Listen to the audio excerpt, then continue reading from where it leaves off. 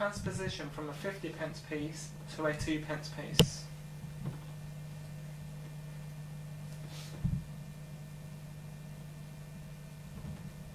Correct. Transposition from a 10p piece to 1 penny. It's really, really good.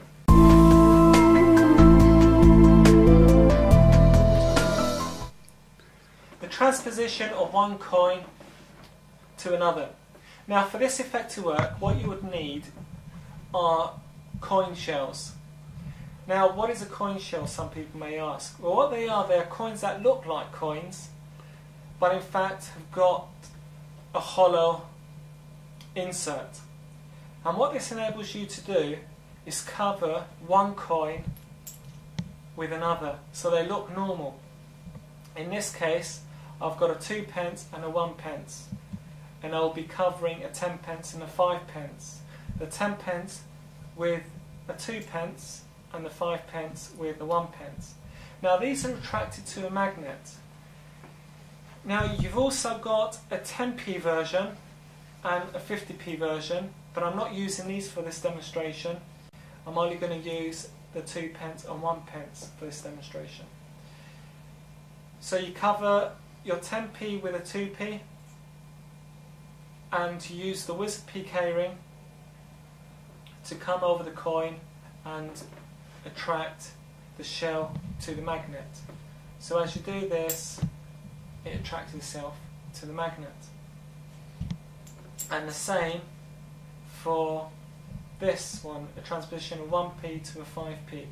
Wave your hands over, come close with the magnet, and it steals the penny onto the ring. Now, quite a lot of people complain about the noise that appears when you do the transposition of one coin to another, and no one's actually come up with a solution of getting rid of this noise until now. Jim Trainer, our business partner, has come up with the most obvious disguise of the noise, and that's by using something you can find available from your local shop. In fact, if you can't find them, contact us and we'll be happy to supply them with you. The secret is a glue dot. How does this work? Well, you get a glue dot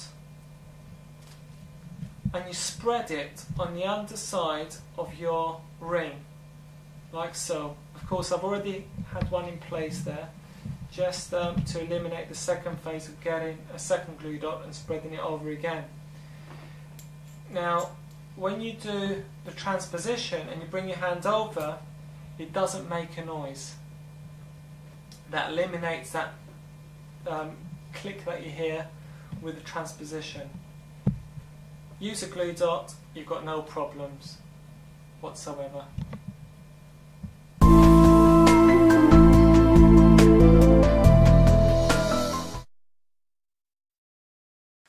I've got a bag here full of different coins throughout the world.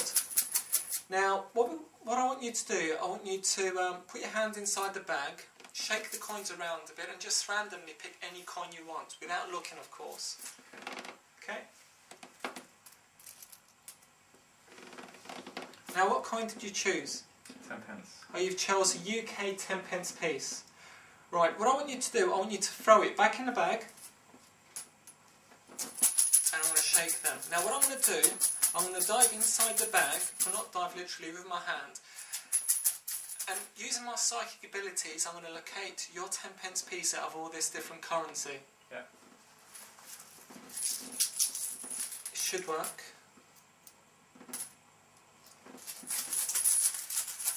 Here you go, I think, yes, that's it. It's good, isn't it? It'll be 10p's. Alright, I'll let you in to see. I've been caught this time. I have to be honest with you that all the coins are 10p pieces. But we take this one step further, okay? Although they aren't all 10p pieces, what I want you to do is sign your name on both sides of this 10p piece.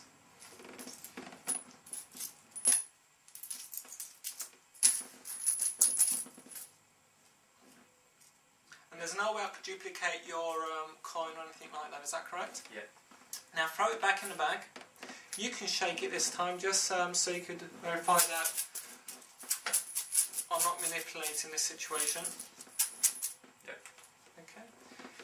Now, I'm going to dive inside and hopefully just feel.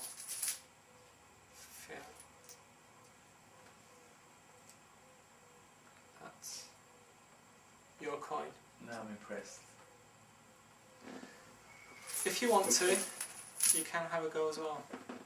No other coins are signed. And that's your one. Wow.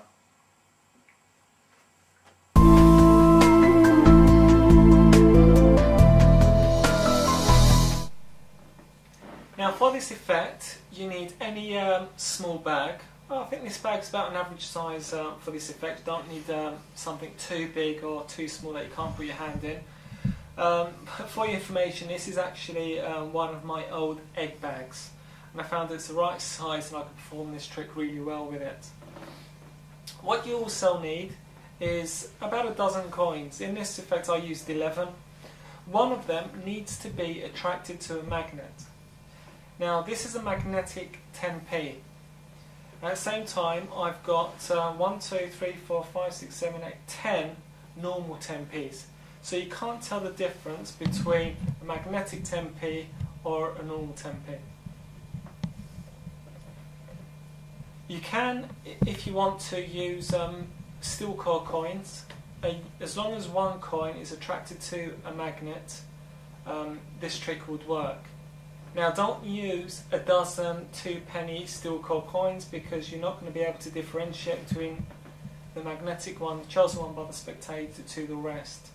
So all the coins that you have, as long as they're all the same and only one of them is attracted to a magnet, you're set to go.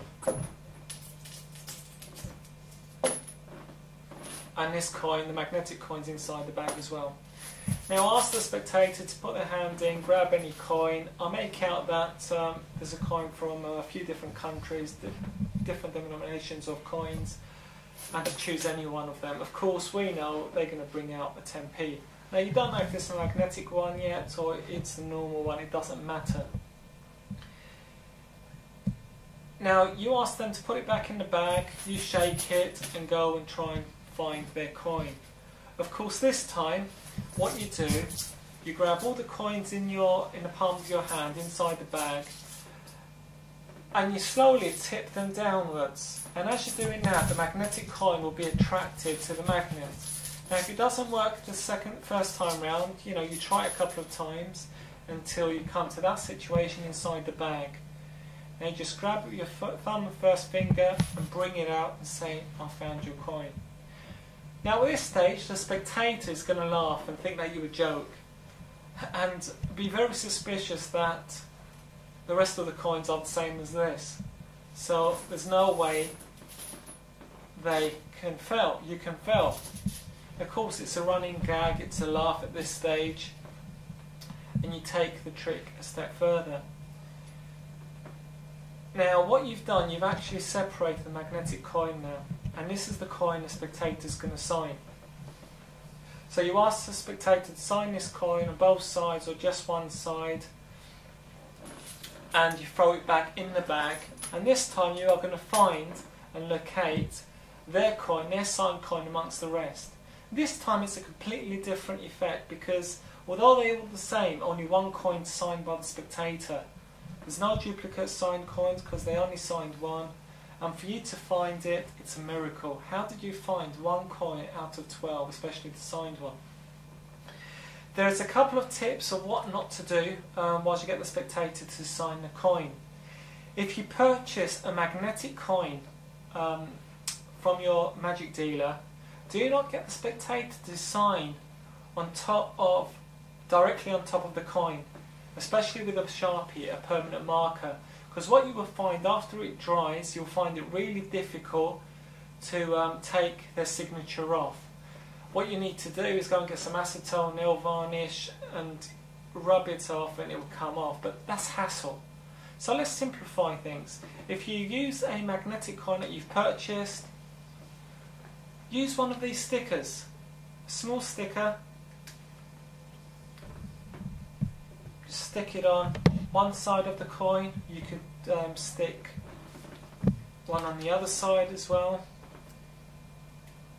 And then get the spectator to sign both sides. So this way, when the trick's done, all you have to do is just peel the sticker or throw it away, and you've got your intact magnetic coin in place. Alternative way is to use a steel core coin, for example, 2p UK steel core currency. This way you can get them to sign directly on 2p.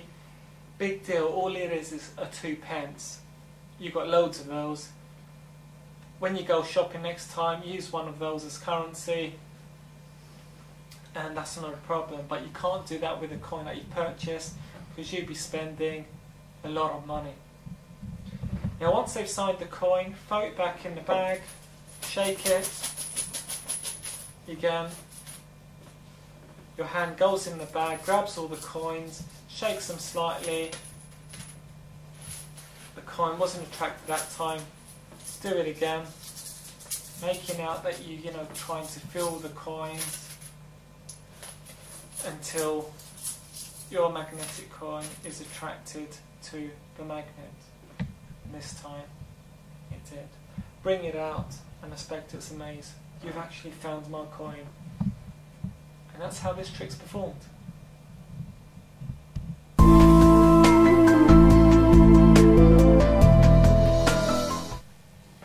I want to show you a feat of endurance with 2 coins. It took me many years of practice to get this right.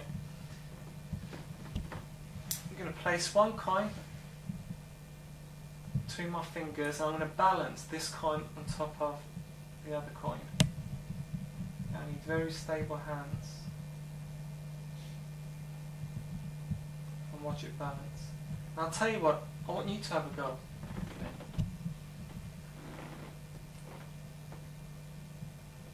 Get it to balance.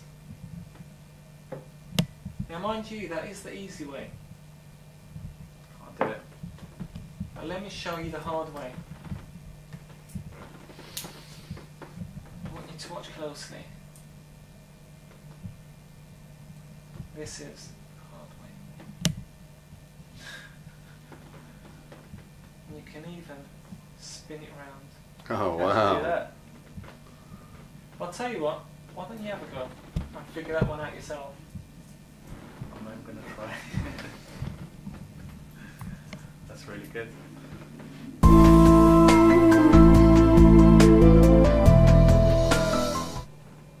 Nice little quick impromptu effect using 2 English 2p's. Any 2 coins that are attracted to a magnet, steel core coins, would work for this effect. Now, the way it works, when one coin is attached to a magnet and it's held there for a couple of seconds, the coin starts getting more magnetized, and you're able to hold the other steel core coin on top or underneath the other one, so the magnetism is travelling through the steel core coin to the other and held in place. Now there is a little tip of where to place your ring, right towards the end of my finger. I always bring the ring slightly forward, about 1 inch, so it could be just before the knuckle, on this end. The reason is you cannot really hold the 2p on top of the ring in a convincing manner. But if you bring the ring forwards this way slightly, you're able to hold the coin in a much more convincing manner. Now, with the first effect for the coin to balance on top, I found it more convenient, and it was a suggestion of someone on the forum. His name, as you can see on your screen as we speak, is placed in a diagonal way. Now this helps it balance more, and because they are both magnetised, they are held in place even more, so there's no way the coin's going to drop. Of course, if you in a hurry, of course it's going to drop, but just take your time, be careful, place it on top in a diagonal form, and it will stay in place. Sometimes you'll see the coin moving and aligning itself with the coin. That's another effect in itself. And that's how this is performed.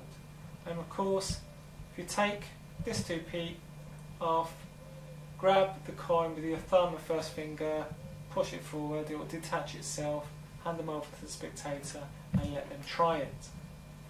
Now, performing the other routine, whereas the coin balances on the bottom, again is exactly the same way, but instead of putting the coin on top, you put it on the bottom. Place the coin on top of the ring, hold it in between your thumb and first finger.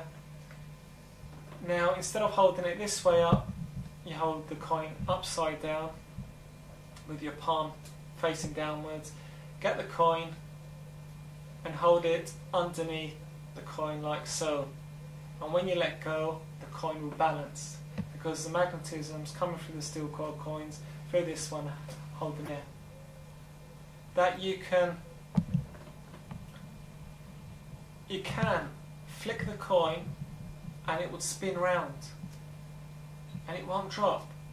Now again, if you give them to a spectator who try, it's impossible for it to work. And they won't associate your ring being involved in this minor miracle, because how does it work? That is pretty impressive.